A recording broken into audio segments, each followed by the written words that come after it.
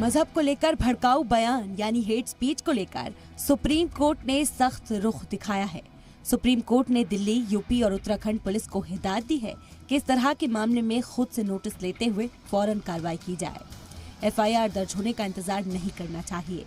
ऐसे मामलों में पुलिस को मुलजिम का मजहब देखे बगैर एक्शन लेना चाहिए।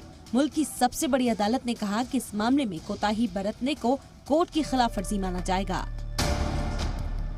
सुप्रीम कोर्ट के जस्टिस KM जोसेफ और जस्टिस ऋषिकेश राय की बेंच ने दिल्ली, उत्तर प्रदेश और उत्तराखंड पुलिस को खास हिदायत दी है कि वो अपनी रियासतों में नफरती बयानों के मामले की कार्रवाई की तफसील कोर्ट में पेश करे।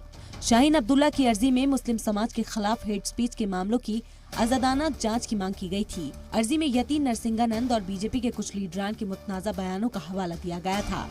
अर्जी गुजार की ओर से कोर्ट में सीनियर वकील कपिल सिब्बल पेश हुए। अदालत ने पूछा, क्या भड़काऊ बयान सिर्फ एक तरफ से दिए जा रहे हैं? क्या मुस्लिम समाज के लोग ऐसे बयान नहीं दे रहे? मुल्क में हेट स्पीच को लेकर अदालत ने फिक्रमंदी का इजहार किया। अदालत ने कहा कि ये 21वीं सदी है। हम मजहब के नाम पर कहां आ पहुंचे हैं? हमने ईश्वर को कितना छोटा कर दिया है, जहां उसके नाम पर तनाजे हो रहे हैं। सुप्रीम कोर्ट के रद्द-ए-अमल के बाद अपोजिशन जमातों ने हेट स्पीच को लेकर बीजेपी पर निशाना साधा। जो हो रहा है बहुत निंदनीय है, शर्मनाक है। हमें सर्वधर्म समभाव का ध्यान रखना चाहिए, सेकुलरिज्म का ध्यान रखना चाहिए।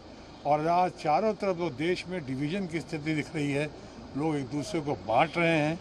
उस दौरान सुप्रीम कोर्ट का ये ऑब्जर्वेशन बहुत ही सराहनीय है। मैं तो सुप्रीम कोर्ट को मुबारक करता हूँ कि उन्होंने इस बात को उठाया है और उन्होंने एक बहुत अच्छी बात ये कही है कि जहाँ भी ऐसी चीज़ हो जो नफरत पैदा करे, उसके खिलाफ पुलिस वाले को कार्रवाई करनी चाहिए, क्योंकि ये हम सब का वतन है और हम सब चाहते हैं इस वतन में इज्जत से, मोहब्बत से, प्यार से रहना। हेट स्पीच सामाजी ताना-बाना और मजहबी भाईचारे के खिलाफ है। उम्मीद की जानी चाहिए कि सुप्रीम कोर्ट की हिदायत के बाद नफरती बयान देने वालों पर सख्त कार्रवाई होगी। लेकिन बयान देने वाला कौन है और हुकूमत से उसके रिश्ते कैसे हैं, ये भी एक बड़ा सवाल है। ब्यूरो रिपोर्ट, जी मीडिया।